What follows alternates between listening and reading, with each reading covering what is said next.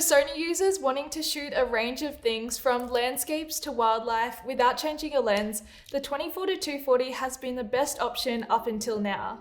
Tamron have just announced a new exciting competitor to this lens, which is the 28-200 2.8-5.6. Starting off with the differences between these two lenses, the Tamron has a 67mm filter thread, which joins the rest of the series for Sony E-mount, the 28-75 and the 70-180, whereas the Sony has a 72mm filter thread.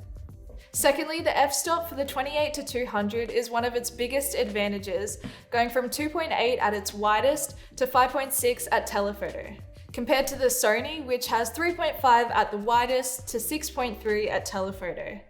In saying that, the Sony does have an advantage with the focal range. Going from 24 to 240, it allows you to get a little bit wider as well as closer to your subject. If you're looking for a travel lens, the Tamron is slightly taller but lighter at 576 grams, whereas the Sony is wider and heavier at 780 grams.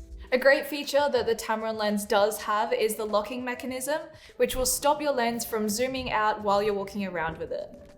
In terms of build quality, both lenses are dust and moisture resistant and seem to be pretty good quality for a hard plastic build. At first glance, the Sony is more of a glossy finish, whereas the Tamron lens is more of a matte finish. Now that we've gone through the physical design for these lenses, let's take them outside and see just how well they perform.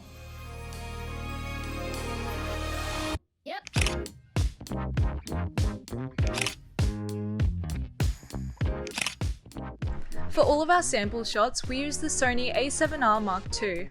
For both lenses, they performed extremely well in the center of the lens, and distortion was kept to a minimum. Overall, we found that the Tamron lens did perform better because it was sharper around the edges. Although 24 and 28 don't seem too different on paper, it's definitely quite noticed when shooting with both of the lenses. We also found that because of the Tamron's 2.8 to 5.6 aperture, it performed quite a lot better in low light as well as having a better depth of field.